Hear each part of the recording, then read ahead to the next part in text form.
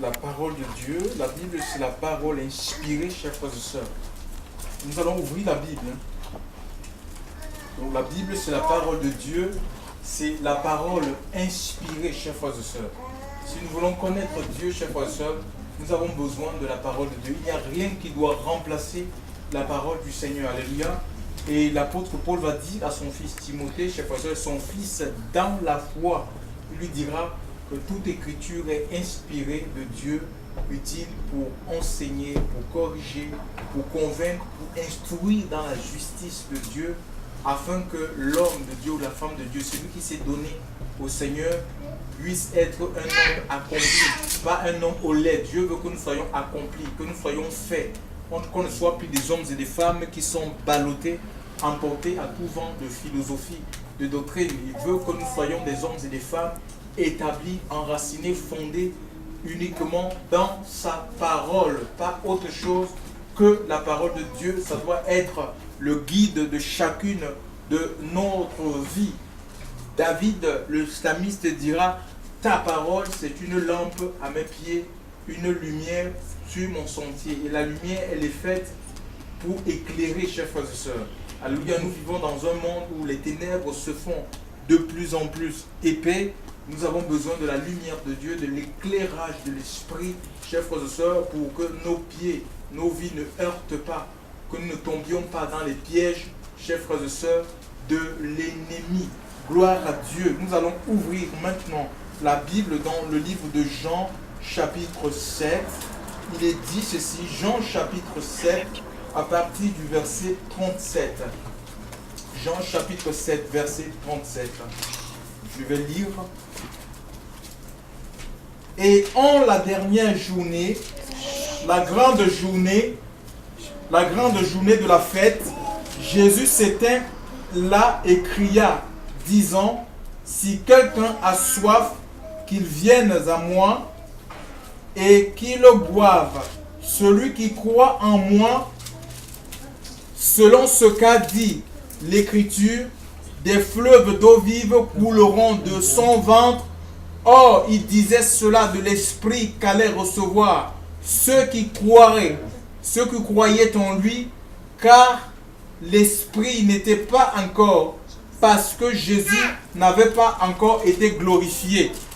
L'Écriture nous dit ici que l'Esprit n'était pas encore, parce que Jésus n'avait pas encore été glorifié. C'est-à-dire, Jésus n'était pas encore monté vers le Père. C'est-à-dire qu'il n'était pas mort, il n'était pas crucifié, mort, ressuscité le troisième jour, chers frères et sœurs, et ressuscité et monté vers le Père. C'est-à-dire que l'ascension, chers frères et sœurs, il a fallu la mort, il a fallu la crucifixion, la mort, la résurrection et l'ascension du Seigneur pour que la Pentecôte ou l'Esprit de Dieu, chers frères et sœurs, le revêtement de puissance soit accordé aux croyants le jour de la Pentecôte. Chers frères et sœurs, dans le Seigneur, le don du Saint-Esprit est une promesse du Seigneur à son Église. Le don du Saint-Esprit, quand je parle de l'Église, je parle pas d'église bâtiment, église organisation, je parle de l'église, c'est-à-dire que le corps de Christ, c'est-à-dire l'ensemble des personnes qui se sont données au Seigneur, alléluia, qui ont répondu à son appel, parce que le mot église en fait vient du grec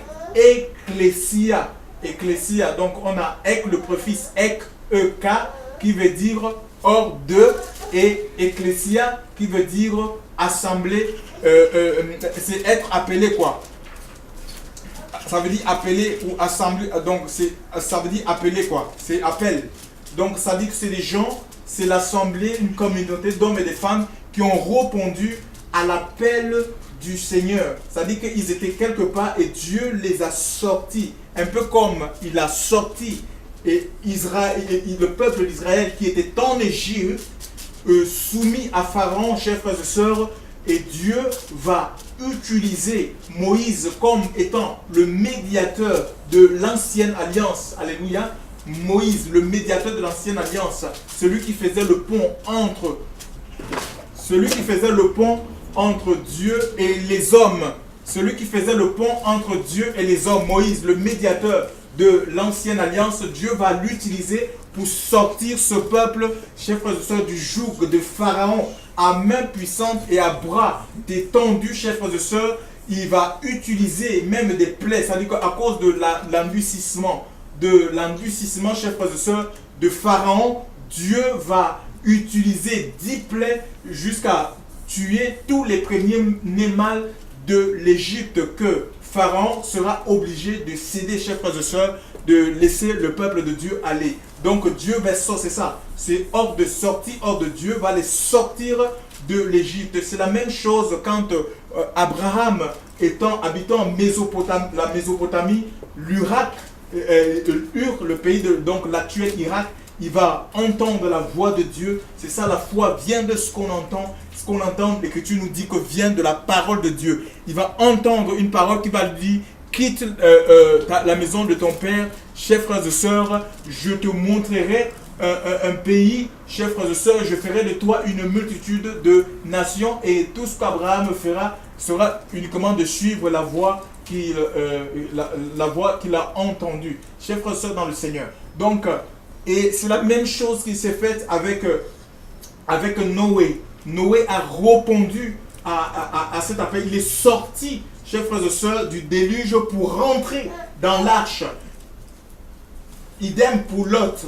Lot est sorti de Sodome et Gomorrhe, chers frères et sœurs, pour échapper au jugement de Dieu, chers frères et sœurs, au feu qui devait tomber dans la ville de Sodome et Gomorrhe. Et Dieu nous sort des hommes et des femmes, des traditions, des religions, chers frères et sœurs. Il nous sort plus précisément de la vie de péché, chers frères et sœurs, et nous met à sa suite pour qu'on le suive. L'église, c'est des personnes, c'est pas un bâtiment, c'est pas un corps, l'église, c'est des personnes, c'est pas un bâtiment, c'est pas une organisation, ce sont des hommes et des femmes qui ont répondu tout simplement à l'appel de Dieu. Ils sont nés de l'Esprit de Dieu et ils sont habités par le Saint-Esprit. Ils ont lavé leur robe, leur vie dans le sang de Jésus et ils le suivent. Ils sont conduits pas par un homme, pas par un dictat religieux.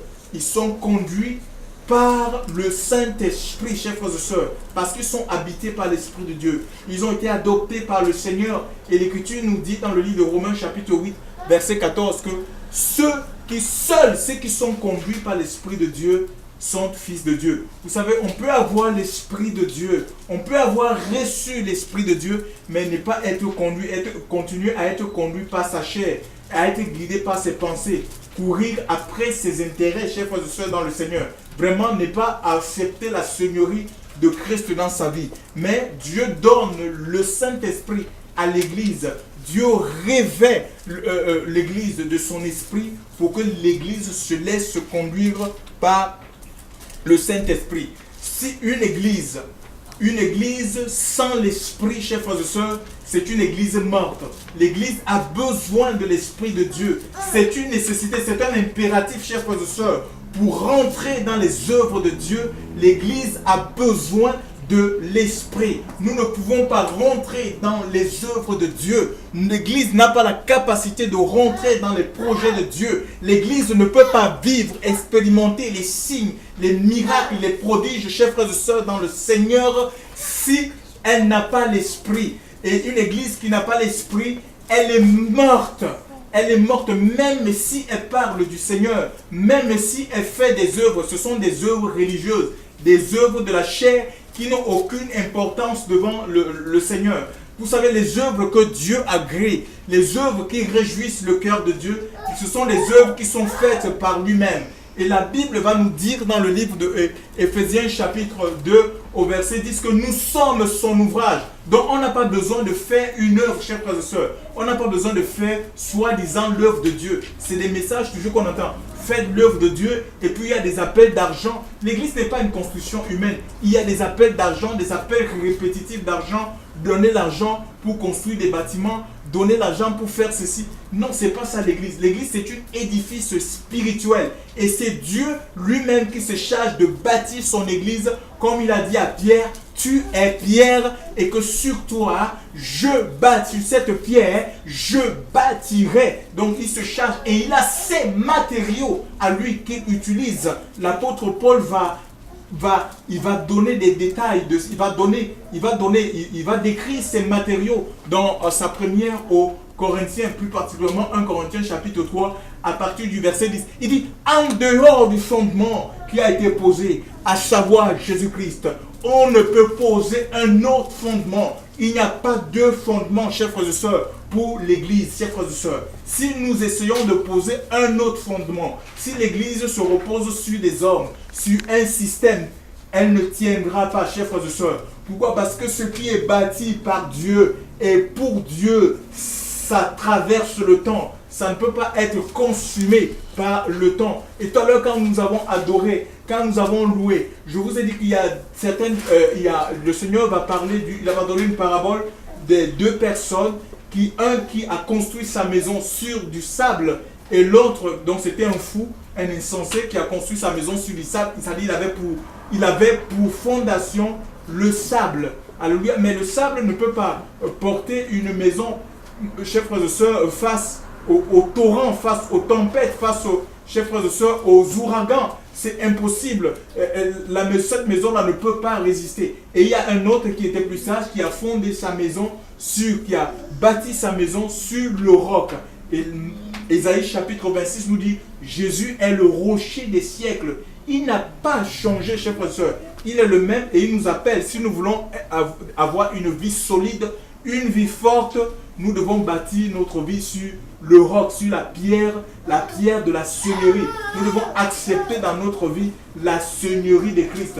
Ça veut dire que c'est lui qui doit gouverner par le Saint-Esprit chacune de nos vies. C'est lui qui doit influencer nos choix, nos décisions. C'est lui qui doit inspirer les projets de nos vies, chers frères et sœurs, dans le Seigneur. Si nous voulons tenir, chers frères et sœurs, jusqu'à ce qu'il revienne, si nous sommes en vie, chers frères et sœurs, dans le Seigneur, ou rester ou mourir dans la foi s'il n'est pas encore venu, tout simplement accepter, c'est une obligation, accepter la seigneurie de Christ qui gouverne notre vie par le Saint-Esprit. Donc il y a donc ces deux maisons, mais si nous voulons avoir un édifice spirituel qui est forte, chers frères et sœurs, nous avons besoin de fonder nos vies sur le roc, qui est la parole de Dieu. Alléluia, qui est la parole de Dieu, la parole immuable. Je vais vous dire ce soir qu'il y a deux églises, et ces églises sont diamétralement opposées, elles sont sur la terre. Il y a l'église de Jésus, n'est pas la peine de chercher. Il y a des gens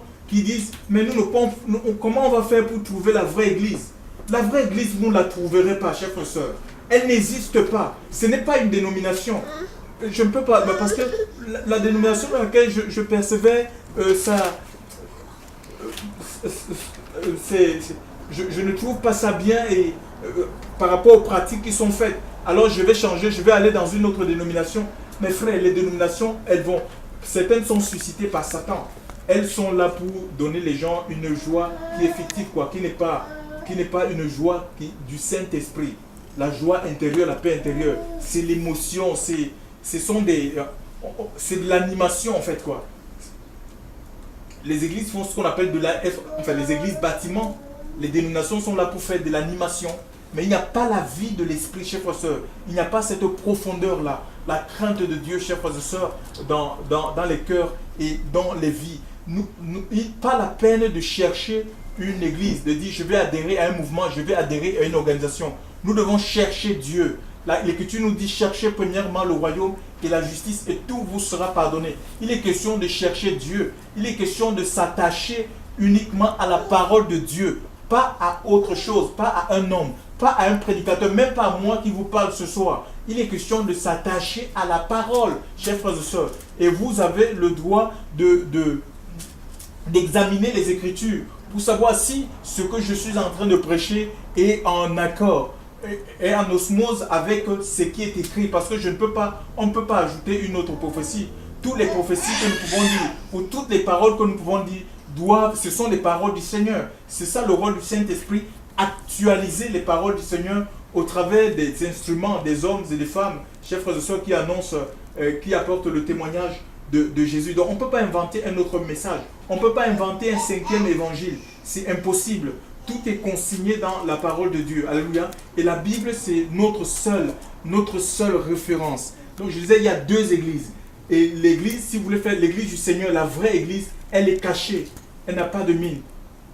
Elle est complètement cachée. Elle est sur la surface de la terre, mais elle est cachée, chers frères et sœurs. Elle appartient à son Seigneur. Et cette église-là, elle se prépare chaque jour, chers frères et sœurs, à la rencontre du Seigneur. En faisant, elle veille, elle prie, elle se sanctifie, elle se sépare des souillures du monde, chers frères et sœurs. Et elle est à l'écoute du Seigneur par le Saint-Esprit. Alléluia. Et elle est dans la vision de Dieu. Elle est dans la vision et dans la vocation. Ça dit quoi? La vocation, c'est quoi? Elle forme des disciples. Des disciples, c'est des gens, c'est des hommes et des femmes qui disciplinent leur vie à la parole de Dieu, à la parole du Seigneur. Elle est dans la vocation du Seigneur. Cette église aussi, chers frères et sœurs, elle témoigne. Elle témoigne de Christ. Elle témoigne non pas seulement dans les rues, chers frères et sœurs, en annonçant, mais sa vie. La vie de cette église est un témoignage vivant. Elle manifeste, elle révèle le caractère de Dieu. C'est ça l'église. Vous serez mes témoins. Et le Saint-Esprit, parce qu'elle est revêtue, il n'y a que le Saint-Esprit qui nous permet de révéler le caractère de Dieu. Il n'y a que l'Esprit de Dieu qui nous permet de manifester la vie d'en haut, sur la terre, là où Dieu nous a appelés, chers frères et sœurs, dans le Seigneur. Elle témoigne de Christ. Et cette église, elle prie. Cette église, elle apporte le secours et l'aide aux nécessiteux. C'est ça l'église. Ce n'est pas une église qui appauvrit, ce n'est pas l'église des hommes. Et l'église des hommes, et cette église, elle a pour fondation l'église de Dieu. L'église cachée, l'église qui appartient au Seigneur a pour fondation, elle a pour fondation le Seigneur lui-même. Et elle est portée par le Saint-Esprit pour rentrer dans les projets de Dieu. Contrairement à l'église qui n'appartient pas à Dieu. Il y a 2 églises. Il y a l'église qui n'appartient pas à Dieu. L'église est religieuse. Elle a mis sa gloire dans les choses du monde. Elle est attachée aux choses du monde.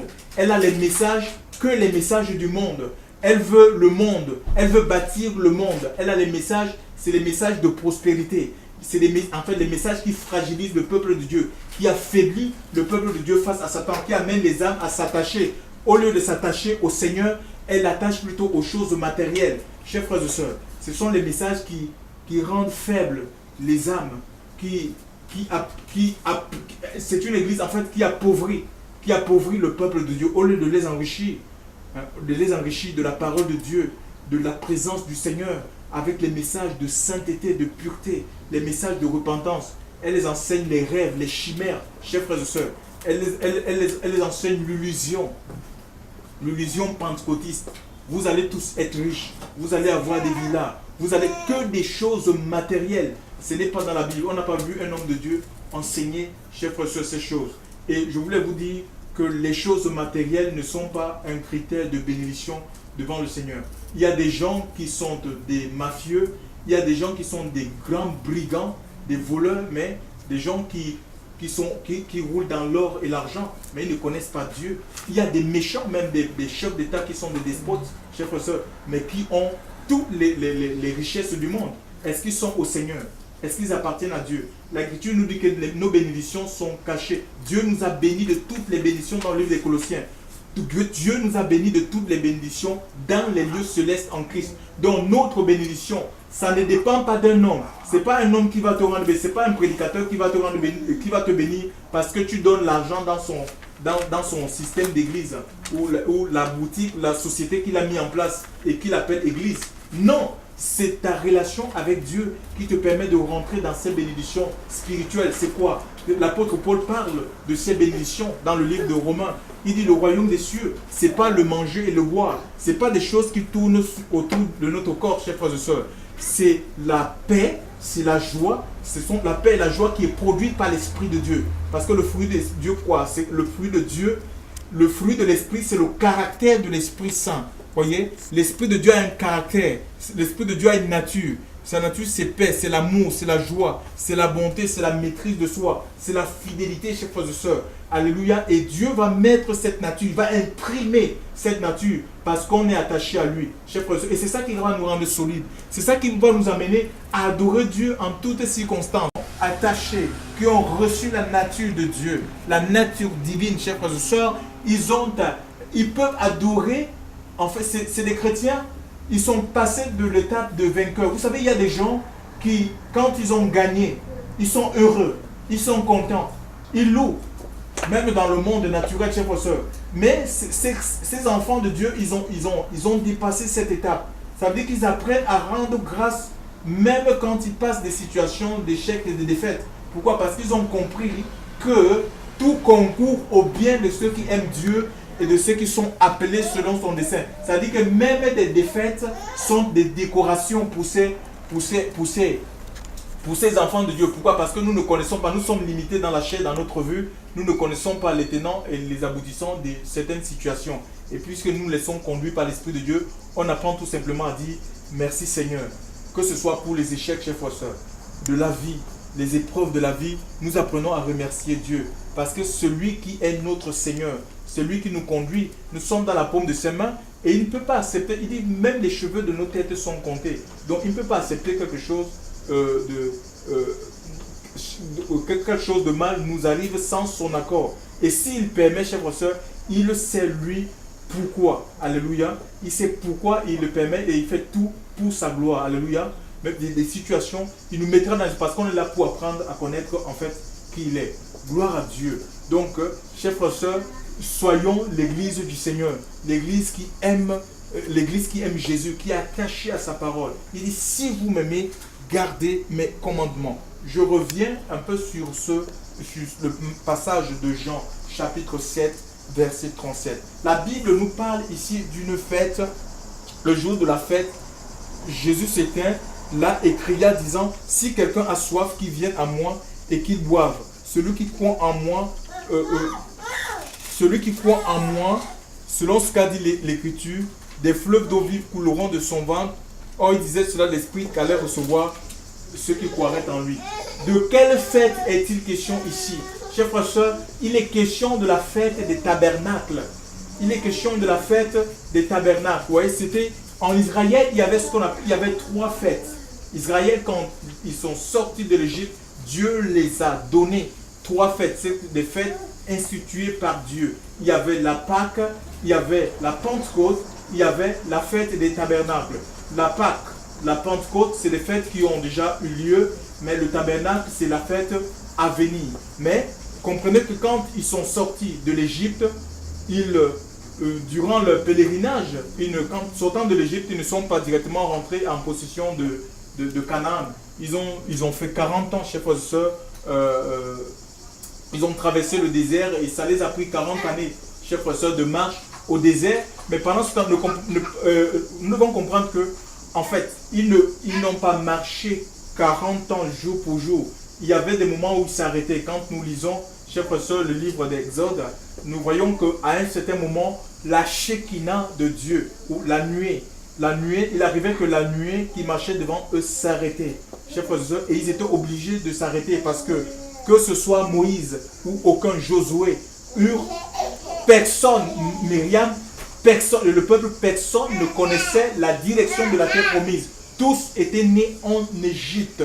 Donc leur marche était dépendante non seulement de la parole de Dieu, de Moïse qui était saisi pour annoncer les oracles de Dieu, mais plus particulièrement de la nuée. C'est la nuée qui les guidait. La nuée qui symbolise même que le Saint-Esprit, c'est la nuée qui symbolise la présence de Dieu. Donc leur marche était dépendante de la nuée, y compris Moïse, qui était comme le guide spirituel de l'époque. Moïse ne pouvait pas les entraîner dans un autre endroit parce qu'il ne connaissait pas lui-même. C'est Dieu qui avait fait la promesse, chers frères et sœurs. Donc quand il arrivait à un moment donné que la nuit s'arrête, ils étaient obligés de mettre les tentes, de camper, chers frères et sœurs, de monter les tentes et de rester. Si la nuit restait, la nuit pouvait rester dans cet endroit 2 ans, 3 ans, 5 ans. Ils étaient obligés, forcés de rester dans cet endroit, chers frères et sœurs. alléluia, forcé de rester dans cet endroit. Jusqu'à ce que la nuée s'élève pour partir. Et quand la nuée s'élevait pour partir, le peuple aussi, chers frères et sœurs, levait le camp et il partait, chers frères et sœurs. Il se levait, il suivait la nuée, chers frères et sœurs. Et c'est ce que Dieu nous appelle. Le Seigneur a donné le Saint-Esprit. C'est ce qui s'est produit, chers frères et sœurs, le jour de la Pentecôte, en fait. Quand les apôtres ont reçu l'Esprit de Dieu, donc en obéissant à la parole du Seigneur, le Seigneur leur a demandé de ne pas s'éloigner de Jérusalem, mais qu'ils attendent ce que le Père a promis, que dans quelques jours, ils seront baptisés de son Esprit. Et quand le jour où ils ont reçu, chers frères et sœurs, dans Acte 2, quand l'Esprit de Dieu est descendu dans la salle, comme nous sommes dans cette maison, chers frères et sœurs, l'Esprit de Dieu, comme un vent impétueux, l'Esprit est descendu, a rempli la salle, et tous, ils étaient 120. Chers frères et sœurs, sur eux, l'Écriture nous dit qu'il y a eu des langues de feu, chers frères et sœurs, et ils se sont mis, eux, à s'exprimer en d'autres langues, chers frères et sœurs, et c'est selon que l'Esprit les conduisait. Ce n'est pas eux qui conduisaient l'Esprit, ce n'est pas eux qui commandaient l'exercice de leur ministère, mais c'est l'Esprit Saint qui les conduisait, chers frères et sœurs. Et Dieu donne l'Esprit pour conduire l'Église, pour orienter l'Église, pour guider l'Église, pour être le guide de l'Église. Ce n'est pas un homme qui guide l'Église, c'est bel et bien le Saint-Esprit dans tout ce que l'Église, son organisation, sa structure. C'est l'Esprit de Dieu qui met les gens à part, qui les donne l'onction, la capacité, la compétence, chers frères et sœurs, pour servir Dieu. Donc leur marche, la marche d'Israël était dépendante de la nuée. Et quand ils sont arrivés dans le pays de la promesse, parce que Dieu est fidèle dans ce qu'il dit, chers frères et sœurs, l'Écriture nous dit, pour commémorer, pour se souvenir de ces 40 ans de leur traversée du désert. Pendant 40 ans, ils ont institué ça comme fête. Ils quittaient les maisons qu'ils avaient construites en briques, en fer, chers frères et sœurs, je ne sais en quoi. Donc, ils avaient construit des maisons solides. Chers frères et sœurs, ils quittaient le solide, chers frères et sœurs, pour habiter. Et ils construisaient des tentes, des petites cabanes, pour se souvenir, pour perpétuer cette fête, pour se souvenir de ce que le Seigneur avait fait, pour que ceux qui étaient nés, ceux qui n'avaient pas connu la traversée du désert, ceux qui n'avaient pas connu la traversée du désert, se souviennent que Dieu les avait gardés dans les cabanes. Mais qu'est-ce que ça veut dire? Ça veut dire qu'Israël quittait des constructions solides pour habiter des tentes. C'est quelque chose de fragile. On peut démonter ça facilement. Même il y a un vent et le vent souffle et puis voilà, la tente est emportée. Chers frères et sœurs, le Seigneur veut dire que quoi? Que nous devons mettre notre espérance, pas sur les choses du monde, les choses matérielles, chers frères et sœurs. Nous devons mettre notre espérance sur lui. Alléluia. Et dans le livre de Jean chapitre 14, l'Écriture nous dit que le Seigneur va dire à ses disciples, écoutez ce que le Seigneur dit à ses disciples, Jean chapitre 14, il est dit ceci, il y a plusieurs demeures, que vos cœurs ne se troublent point. Jean 14, ce sont des paroles, ces dernières paroles, chers frères et sœurs, ces derniers sermons, avant qu'il ne soit crucifié, il a dit que vos cœurs ne soient point troublés, croyez en Dieu, croyez aussi en moi. Dans la maison de mon Père, il y a plusieurs demeures. Donc il parle de ces demeures éternelles. Là, il est question des tabernacles éternels, des tentes, des demeures éternelles que le Seigneur est allé préparer. Et le Seigneur est en train de préparer les maisons, chers frères et sœurs, pour les enfants de Dieu, pour tous ceux qui ont cru en lui, chers frères et sœurs. Et nous n'avons pas à donner un sou. Peut-être ici nous vivons sans avoir la possibilité d'acheter une maison. Il y a eu des gens, même Jésus lui-même a vécu, n'avait pas de maison, chers frères et sœurs. Alors quand on voit des hommes de Dieu qui se réfèrent à des maisons, ils disent, j'ai 4, 5, 6, 7 villas, chers frères et sœurs, la bénédiction de Dieu, c'est Dieu m'a béni avec 6, 7 villas, je ne sais pas, je doute fort. Je doute fort que ce soit le Seigneur qui les a donné. Le Seigneur, un disciple voulait le suivre, quelqu'un voulait suivre Jésus, et Jésus va lui dire, les renards ont des tanières, les oiseaux du ciel ont des nids, mais le Fils de l'homme n'a pas opposé la terre. Jésus n'avait pas de maison. Il passait toutes ses nuits, chers frères et sœurs, sur le mont des Oliviers, à prier, chers frères et sœurs, à prier Dieu, tout simplement. Et je voulais vous dire une chose, tous ces hommes qui se vantent, ils disent, j'ai cette voiture, j'ai 5 villas, j'ai des hôtels, j'ai ceci, Dieu m'a béni. Frère, demandez-les, posez-les la question de savoir comment tu fais pour que Dieu te bénisse de la sorte. si ce n'est pas vendre les CD, voler les âmes. Il y en a qui utilisent la Bible comme une carapace pour voler, escroquer, dépouiller le peuple de Dieu. Si ce n'est pas appauvrir les âmes, chers frères et sœurs, pour s'enrichir, ils écrivent des livres, ils vendent. Les églises sont devenues des shops chrétiens, c'est des boutiques. Même si vous allez dans les sites internet, il y a une flèche qui vous envoie boutique, la boutique, notre boutique, notre boutique. Les églises sont devenues des boutiques, des centres commerciaux, chers frères et sœurs, comme Carrefour et Auchan. Mais c'est pas ça. La maison de Dieu, c'est une maison de prière. C'est ce que le Seigneur a dit. Que vous en avez fait une caverne de voleurs. Ma maison sera appelée une maison de prière. Vous en avez fait une caverne. Une caverne, c'est un trou. Et peut-être il y a des gens comme ça qui se retrouvent dans un trou. C'est pas facile de sortir. Une caverne de voleurs. Ça veut dire que tu es dans un trou où c'est fermé, c'est barricadé. On ne sait même plus comment sortir. Ce sont des trous de voleurs et on dépouille les âmes. On vole les âmes avec des messages, des messages bien savamment tissés, chers frères et sœurs dans le Seigneur. Mais Dieu ne nous a jamais dit, si tu veux être dans ta bénédiction, voilà ce que tu dois faire, il faut que tu donnes l'argent, la semence de ceci, la semence de cela, avec des messages, 3 clés pour entrer dans ton héritage, 12 clés pour être dans ton établissement. On n'a jamais vu ça. C'est le Saint-Esprit qui est l'accomplisseur des destinées, chers frères et sœurs. C'est l'Esprit de Dieu qui nous entraîne dans les promesses de Dieu. Nous avons besoin d'obéir. Dieu veut notre cœur. Il ne veut pas notre argent, chers frères et sœurs. Il ne veut pas notre or. À lui, l'or et l'argent. Quand notre vie est guérie, chers frères et sœurs, nous allons être reconnaissants, chers frères et sœurs, pour ce qu'il fait. Il nous rendra utile, chers frères et sœurs, pour les frères et sœurs qui sont dans le besoin, chers frères et sœurs dans le Seigneur. Et ces gens-là, ils se vendent, ils construisent des villas. Et combien d'orphelinats ils construisent? Rien du tout. Parce que même l'argent des offrandes des îles, ça doit servir pour s'occuper des pauvres, chers frères et sœurs, pour s'occuper des orphelins, des femmes qui sont véritablement veuves, qui n'ont rien. Chers frères et sœurs, c'est pour construire des orphelinats, c'est pour investir pour les âmes, afin qu'ils soient fondés, enracinés, établis dans le Christ Jésus. C'est pour redistribuer au peuple. On ne peut pas tout prendre pour nous. Ça veut dire que ce n'est pas l'église de Dieu. Ce n'est pas l'église de Dieu. L'église, si on aime son frère, on ne peut pas l'appauvrir. Si on aime son frère, on ne peut pas le dépouiller. Et le peuple de Dieu, parce qu'ils n'ont pas la connaissance de l'écriture, ils se font voler, ils se font escroquer, ils se font matraquer, chers frères et sœurs, par des gourous, des faux prophètes, des faux pasteurs, des soi-disant pasteurs des pasteurs de Jésus. C'est faux. Le Seigneur a distribué le pain aux pauvres. Et si on dit être ses disciples, mais on suit son exemple tout simplement. On marche sur les traces du Maître. On ne va pas marcher sur les traces d'un autre. Le Seigneur avait un disciple, chers frères et sœurs. Le Seigneur avait un disciple, un apôtre du nom de Judas. Ce n'est pas parce que quelqu'un vous prêche la parole de Dieu qu'il est véritablement envoyé par Dieu. La Bible dit qu'on les reconnaîtra aux fruits. Judas avait un fruit, le fruit de la cupidité. C'est facilement cernable. Il avait un fruit.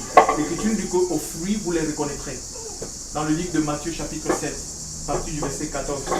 Il dit, c'est aux fruits que vous reconnaîtrez. Ce n'est pas aux prédications, chers frères et sœurs. Le diable, Satan parle de Dieu. Souvenez-vous de la tentation de Jésus. Il dit, il est écrit. Il est écrit. Satan disait, il est écrit. Donc il connaît la parole parce que c'était un fils de Dieu avant sa chute. C'était un fils de Dieu, c'était un ange chérubin, chers frères et sœurs. Judas. Jésus avait un disciple, un apôtre. Judas. C'est celui qui trahira le Seigneur. Judas, en fait, avait choisi l'amour de l'argent au lieu de l'amour du Maître. Judas avait méprisé l'offrande de Christ, le sacrifice de Christ, au détriment de l'argent. Il s'était attaché à l'argent. Et si on s'attache à l'argent, non pas que Dieu soit contre l'argent, chers frères et sœurs, mais Dieu est contre l'attachement à l'argent. L'amour de l'argent, chers frères et sœurs. Si on aime l'argent plus que Dieu, mais l'Écriture dit qu'on va se retrouver dans les tourments à faire des choses qui ne sont pas sa gloire, pour s'enrichir. Il avait aimé, et à cause de cet amour, ça l'a envoyé là où il est. Il s'est pendu à la fin. Il n'a pas trouvé. Il a cru qu'il pouvait avoir le bonheur en s'enrichissant. Il a voulu, en fait, il s'est servi de l'évangile, de sa position pour s'enrichir, pour se mettre plein la poche. Et il y en a beaucoup comme ça. Ils utilisent le don de Dieu dans leur vie, chers frères et sœurs, pour s'enrichir, pour appauvrir les autres, en fait assouvir leur égoïsme, leur égocentrisme. Frère, le Saint-Esprit ici, Dieu nous donne le Saint-Esprit, chers frères et sœurs, pour qu'on puisse le glorifier tout simplement, pour qu'on puisse le louer, pour qu'on puisse l'adorer, qu'on devienne des adorateurs en esprit, en vérité, pas des adorateurs de maman. L'Esprit nous détache. L'Esprit nous détache des choses de la terre et nous tire vers le haut. Un homme de Dieu, une femme de Dieu, c'est quelqu'un qui vole dans les airs. C'est quelqu'un qui vole. L'Esprit nous a donné pour nous amener à voler dans les airs. Ce n'est pas quelqu'un qui barbote dans la boue comme un canard, dans la boue de la chair, du péché, de l'avarice, de la cupidité, de l'égocentrisme. Non. Ce n'est pas quelqu'un qui est attaché aux choses de la terre, qui nage dans les bassins de la chair. Non. C'est quelqu'un, un homme de Dieu, une femme de Dieu, et c'est ce que Dieu veut pour nous. Il veut nous donner l'esprit pour qu'on puisse voler dans les airs, chers frères, que notre vie soit complètement orientée, tournée vers lui, vers le haut, qu'on regarde au ciel. On ne marche pas en regardant le sol, mais on regarde en haut. Je lève mes yeux vers les montagnes, d'où me viendra le secours. Le secours me vient de l'Éternel qui a créé les cieux de la terre. Au-dessus des montagnes, chers frères, au-dessus des montagnes, chers frères, il y a le ciel. Au-dessus de la montagne, il y a une croix, Jésus. Alléluia. Il a donné sa vie sur le mont Golgotha. Il y a l'œuvre de la croix, chers frères. Et le Seigneur a tout accompli, chers frères, même pour les choses à venir. On n'a pas besoin de prier pour ces choses. Suivant Dieu, il pourvoira à nos besoins, chers frères. Il pourvoira à nos besoins. Si c'est la santé dont nous avons besoin, nous n'avons pas besoin de courir après un marabout. Nous n'avons pas besoin de courir après un pasteur charlatan, chers frères et sœurs, pour demander des impositions des mêmes payantes. Non. Dieu pourvoira. C'est lui qui guérit. Alléluia. Il peut utiliser les impositions de main ou tout comme il peut se passer de l'imposition de main pour guérir nos vies, pour guérir nos corps, nos corps malades. Oui. Donc je reviens un peu sur cette fête. Donc le Seigneur va mettre, et c'est comme une ombre, chers frères et sœurs. Il y a des demeures éternelles où Dieu veut que chacun de nous puisse rentrer. C'était la fête des tabernacles. On ne pouvait pas rentrer donc dans cette fête sans passer par les expiations, au point où la justice de Dieu était comme donnée. Donc on égorgeait des animaux, chers frères et sœurs. Les animaux, beaucoup de bêtes, des millions d'animaux sont morts par rapport à cette fête. Il fallait que le sang coule, chers frères et sœurs. Parce qu'on ne peut pas, pour rentrer dans cette fête, chers frères et sœurs, pour rentrer dans la joie de cette fête, il fallait offrir un animal pour le pardon de ses péchés. Chers frères et sœurs, et c'est la même chose. On ne peut pas rentrer dans la vie éternelle, les tabernacles éternels, chers frères et sœurs, sans passer par les expiations au point où la justice de Dieu nous est imputée. Ça veut dire que si on ne passe pas par la repentance, il nous est impossible d'expérimenter la joie du salut, chers frères et sœurs. Si on n'accepte pas la repentance, il nous sera impossible, chers frères et sœurs, d'expérimenter la paix qui vient de Dieu, chers frères et sœurs. Il nous sera impossible de recevoir la justice qui vient de Dieu et non de nous-mêmes, chers frères et sœurs, et non d'une religion quelconque. Nous avons besoin, et la repentance est une tristesse selon Dieu. C'est l'œuvre du Saint-Esprit dans un cœur et dans une vie. C'est le moyen que Dieu donne aux hommes pour qu'ils se tournent vers lui. Alléluia. Pour qu'ils se tournent vers lui. C'est le désir de Dieu. Que tous les hommes soient sauvés et parviennent à la connaissance de la vérité. Le Seigneur ne peut pas se glorifier dans la vie d'un orgueilleux. Un homme orgueilleux, une femme orgueilleuse qui dit moi je n'ai pas de péché. Mais l'Écriture, on est pécheurs, chers frères et sœurs, de par notre naissance. Et quand on grandit, nous-mêmes on commence à produire nos propres péchés à nous. Et le Seigneur veut nous pardonner, chers frères et sœurs. Il a pourvu le pardon dans le Christ. Il n'est pas question de tuer des animaux, chers frères et sœurs, d'offrir encore des animaux pour le pardon de nos péchés. Ou aller se laver dans avec du sang, le sang des animaux. Non. Jésus a donné son sang, chers frères et sœurs. Et l'Écriture nous dit que son sang parle mieux que le sang d'Abel. Le sang d'Abel criait vengeance. Mais celui de Christ parle de miséricorde, de pardon, de restauration, chers frères et sœurs, de libération, chers frères et sœurs. Il y a la puissance dans le sang de Jésus. Il y a une force dans le sang de Christ, chers frères et sœurs. Et le Seigneur veut nous libérer. Si nous croyons tout simplement, si nous avons foi dans l'œuvre de la croix, présenter continuellement devant le Seigneur par le Saint-Esprit, parce que le sang a coulé, il a fallu que Christ meure pour que le Saint-Esprit soit accordé aux hommes. Et Dieu veut accorder l'Esprit, il veut nous accorder une avance de l'Esprit, mais comprenez que c'est une avance sans limite. Alléluia. Et l'apôtre Paul va dire, soyez continuellement remplis du Saint-Esprit. Chers frères et sœurs, l'adoration qui réjouit le cœur de Dieu, ce n'est pas une adoration religieuse, ce n'est pas une adoration fabriquée par des hommes, c'est l'adoration par le Saint-Esprit. Nous devons adorer Dieu, louer Dieu, le servir, prêcher par le Saint-Esprit, chers frères et sœurs. Et c'est ce que Dieu veut, chers frères et sœurs. Donc c'est un don, c'est une promesse que Dieu veut accorder à son Église. Mais pour rentrer dans cette promesse, il faut que nous répondions à cette injonction, chers frères et sœurs, à cette injonction de Dieu qui dit, venez à moi, tout simplement, que si nous croyons à lui, les fleuves d'eau vive, chers frères et sœurs, on ne peut pas croire, on peut pas, il dit les fleuves d'eau vive, il parle de l'eau. Est-ce qu'on peut boire la bouche fermée, mes amis? Il nous est possible de boire la bouche fermée? Non, c'est impossible. Il faut que nous ouvrions nos bouches. Et Jean chapitre, et Romains chapitre 10 va dire, au Romains 10, on va lire ce passage de Romains 10. Il nous est impossible de boire la bouche fermée. Parfois, on ouvre la bouche pour des choses, des futilités, des choses qui ne tiennent pas la route. Oui, Romains 10, je vais trouver le verset. Romains 10, à partir du verset 9, si j'ai bon besoin. Romains 10, il est dit. Romains 10, verset.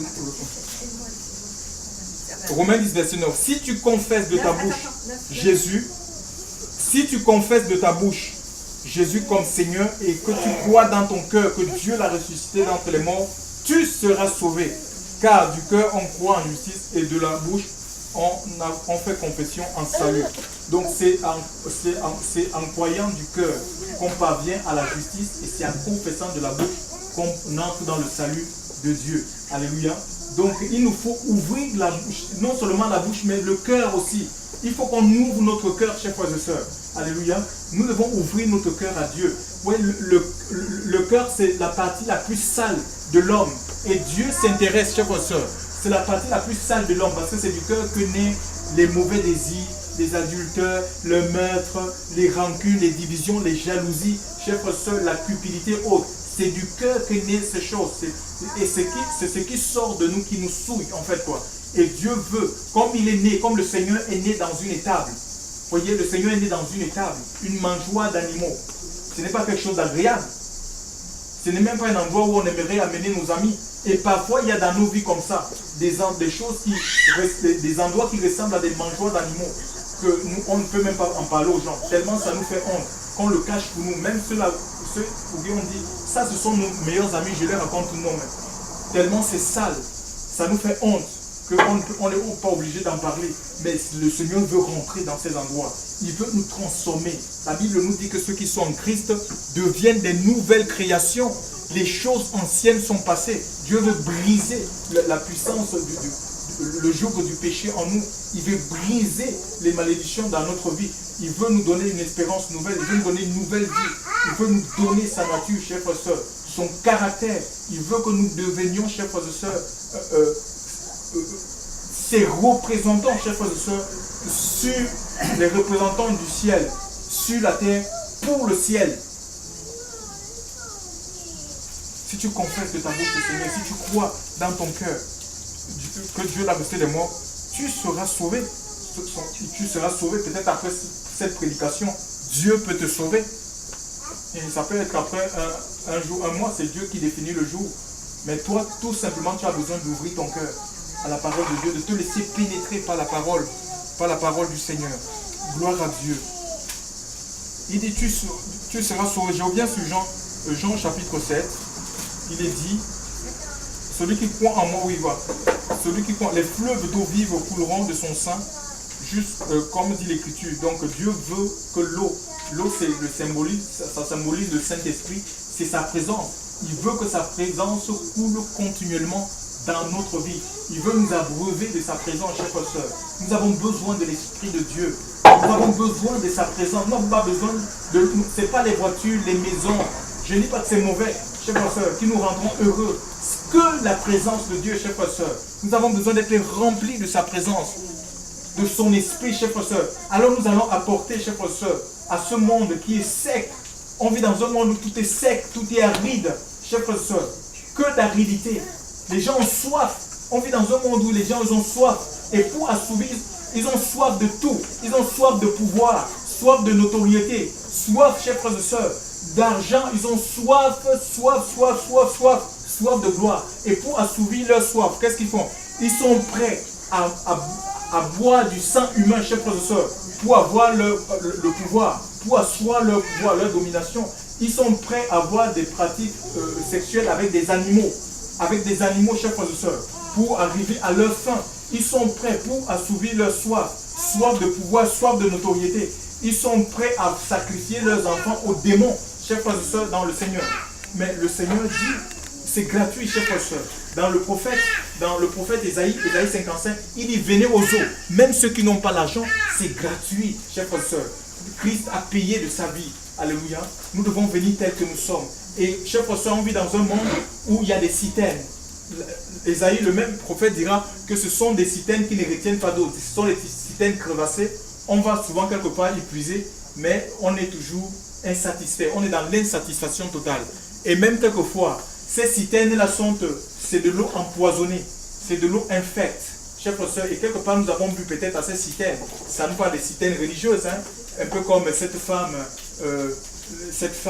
la Samaritaine, qui allait au puits de Jacob, et elle avait coutume de boire dans ce puits. Elle rencontrera Jésus, et Jésus lui dira, si tu connaissais le don de Dieu, et qui est celui qui te dit, donne-moi à boire, tu lui aurais, toi, demandé de l'eau, et il t'aurait donné de l'eau vive. Et si l'Église pouvait connaître qui est le Seigneur, si l'Église pouvait discerner la voix de Dieu, chers frères et sœurs, mais l'Église ne serait pas dans un piteux état, chers frères et sœurs. L'Église serait forte, elle serait épanouie, chers frères et sœurs.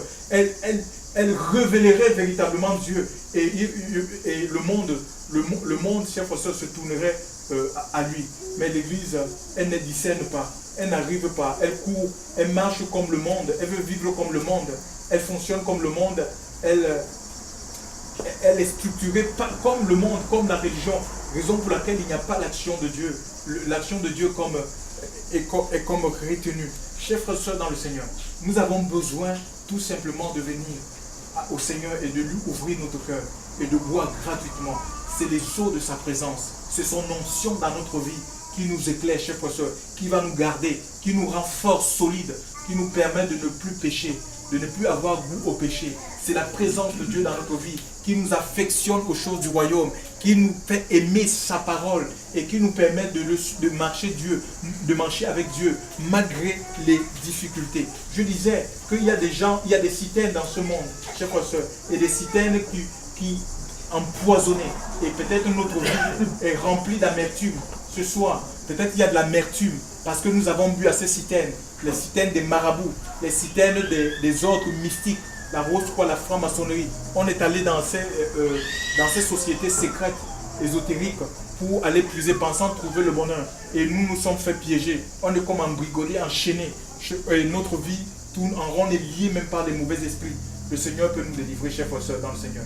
Alléluia. Il nous accepte tel que nous sommes. Et il peut faire une œuvre dans notre vie. C'est à nous tout simplement d'ouvrir.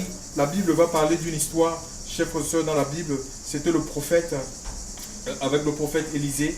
Et que tu nous dis que les prophètes, les habitants d'une ville, ça doit être Jéricho, l'ont vanté cette ville. Ils ont dit, regarde, le séjour est beau, mais les eaux sont en mer. Ouais, le séjour est beau. Oh, regarde, moi je suis arrivé en France. Quand je suis arrivé en France, je disais, mais c'est pas possible, quel beau pays. Quel beau pays, la France. Tout est beau, les belles bâtisses, les routes sont belles. Chers frères et sœurs dans le Seigneur. Mais, il dit, les eaux sont mauvaises et l'Esprit de Dieu m'a sorti de mon corps pour me montrer la misère cachée. dans ce pays, comment les gens souffrent dans les maisons. L'Esprit de Dieu m'a transporté des maisons, des villas, pour voir la misère. Que ne te fie pas à ce que tu vois. Il m'a mené à percevoir, chers frères et sœurs. Et ça a changé mon regard vis-à-vis de la France. C'est pourquoi je m'attelle, chers frères et sœurs, en toute occasion, bonne ou pas bonne, à parler de l'amour de Dieu. Je ne me fie pas aux apparences. Que tu sois en veste, cravate, je sais qu'il peut y avoir de la misère. Nous avons des exemples dans la Bible. Naaman, qui était un général assyrien, avec des habits magnifiques de généraux, mais il souffrait, il avait une lèpre. Il était lépreux. Et à cause de sa lèpre, il était malheureux. Chers frères et sœurs dans le Seigneur, je voulais vous dire une chose, que le séjour était beau dans ce pays, mais les eaux étaient en mer. Les eaux, et à cause de cela, les bêtes mouraient. Il n'y avait pas la fécondité, la productivité. Les gens, les bêtes mouraient, les femmes, il y avait de l'avortement. Donc, et à cause de ces eaux, les enfants mouraient des maladies, chers frères et sœurs, et rien ne pouvait pousser dans ce sol, parce que les eaux n'étaient pas bonnes, chers frères et sœurs. Et le prophète, que va faire ce prophète? Il va prendre le sel avec un plat neuf et jeter sur ces eaux, et les eaux seront assainies, chers frères et sœurs. Donc, et Dieu, je voulais vous dire ce soir qu'il y a plus que le prophète Élisée. Hein? Je ne suis pas en train de dire que je suis plus que le prophète Élisée, mais je parle de celui qui est le même hier, aujourd'hui, éternellement. Jésus-Christ. Alléluia. Donc, il a la